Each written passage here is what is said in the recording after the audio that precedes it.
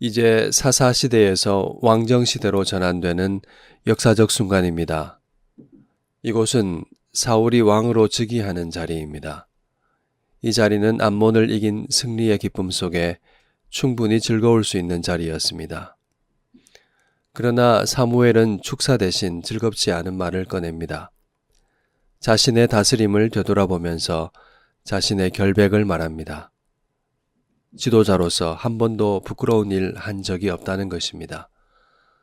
사무엘은 그런 적 없다는 백성의 대답을 하나님 앞과 기름 부은 받은 왕 사울 앞에서 공식적인 증언으로 채택했습니다. 분위기는 잔치가 아니라 재판정 같습니다. 사울은 왜 자신의 결백을 말했을까요? 나의 다스림에는 잘못이 없다는 것입니다. 왕이 세워진 이유가 자신의 다스림이 실패했기 때문이 아니라는 것입니다.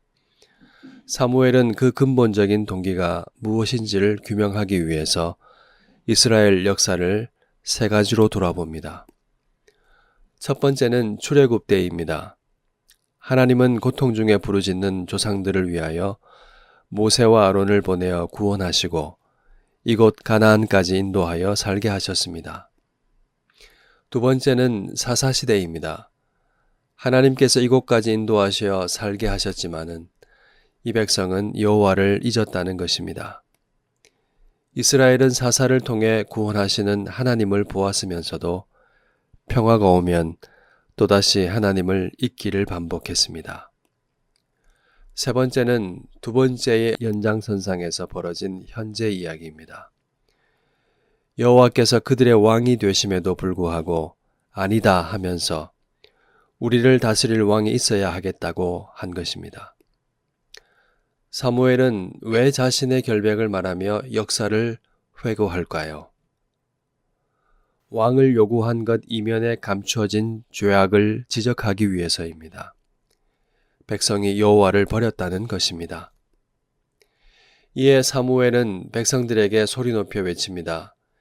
이제 너희가 구한 왕, 너희가 택한 왕을 보라. 여호와께서 너희 위에 왕을 세우셨느니라. 왕을 보되 그 위에 계신 진정한 왕, 하나님 왕을 잊지 말아야 한다는 말입니다.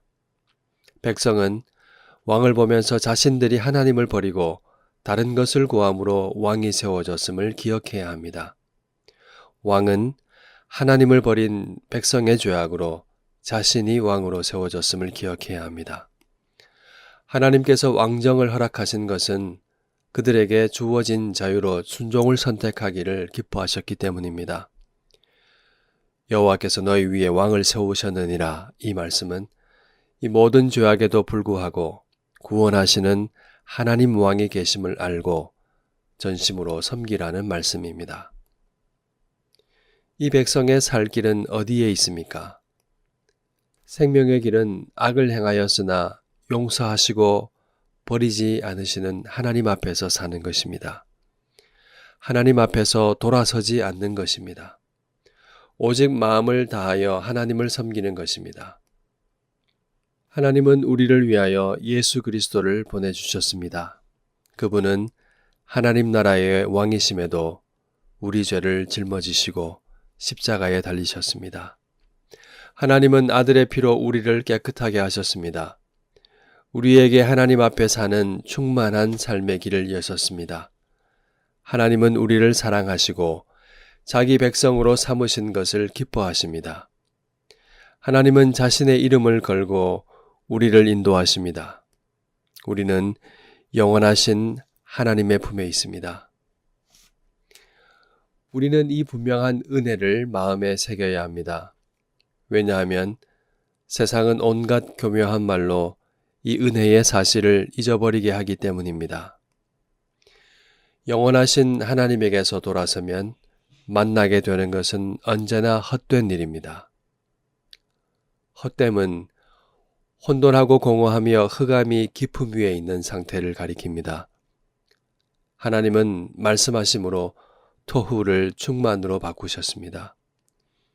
하나님께서 말씀하시자 말씀하신 그대로 창조되어 피조물이 존재하게 되었습니다.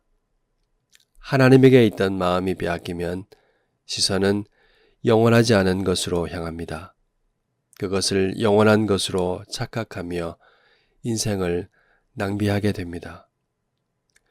마귀는 인간의 오감을 사로잡아 거기에 묶어두려 합니다. 영원한 하나님 나라에서 사는 법은 무엇일까요? 첫째, 하나님께서 행하신 그 큰 일을 생각하십시오. 하나님은 우리를 허무한 곳에서 사랑의 아들의 나라로 옮기셨습니다.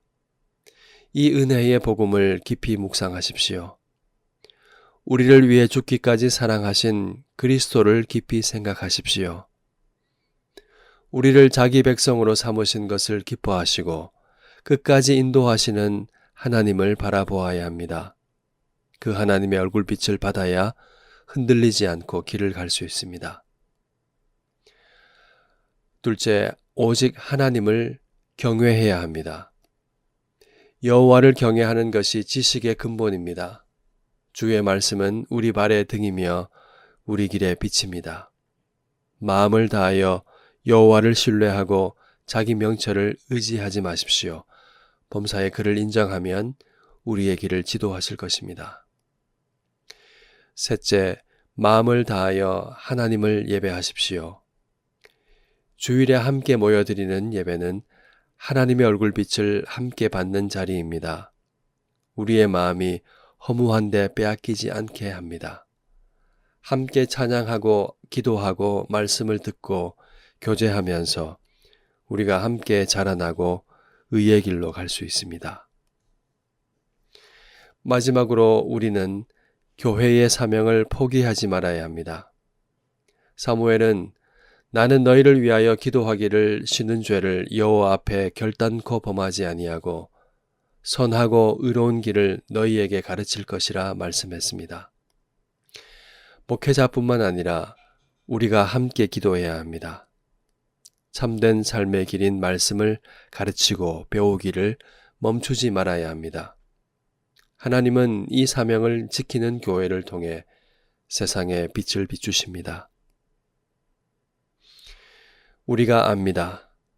이스라엘은 첫 왕이 세워질 때부터 선포되었던 이 말씀을 지키지 못해서 왕정의 역사가 실패로 끝났습니다. 그러나 하나님은 자기 이름을 위하여 이 백성을 버리지 않으셨습니다. 그들을 바벨론 포로에서 다시 해방하셨습니다. 믿음의 눈을 들어 우리 왕을 바라봅시다. 하나님은 우리를 지극히 사랑하십니다. 우리를 위해 예수 그리스도를 보내주신 그 큰 은혜를 기억합시다. 오직 하나님만을 경외합시다. 마음을 다해 하나님을 예배합시다. 복된 삶의 길은 오직 여기에 있습니다. 우리는 결코 쓸모없는 존재가 아닙니다. 하나님은 은혜를 알고 하나님을 섬기는 우리를 통하여 세상이 빛을 보게 하셨습니다. 함께 기도하며 순종하는 우리를 통해 세상의 선하고 의로운 길을 나타내십니다. 하나님께서 오늘도 우리를 기뻐하시며 붙들고 계십니다. 일어나 왕이신 하나님을 보십시오. 그분만이 우리의 생명이요 우리의 영원한 왕이십니다.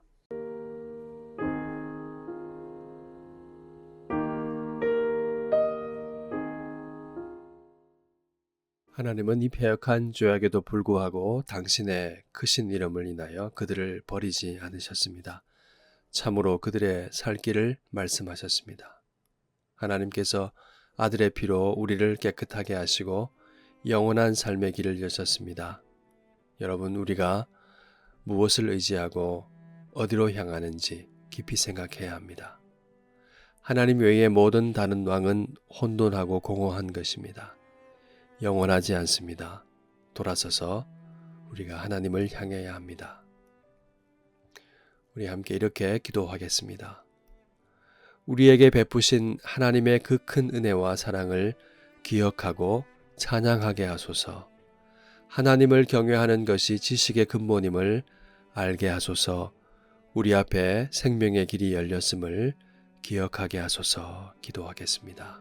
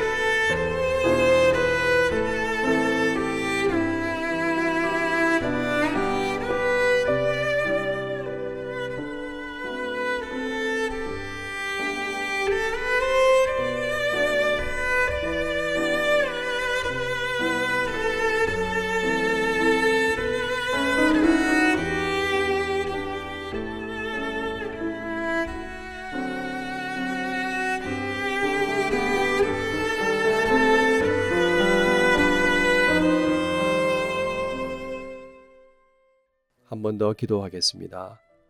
헛된 것에 마음을 빼앗기지 않게 하소서.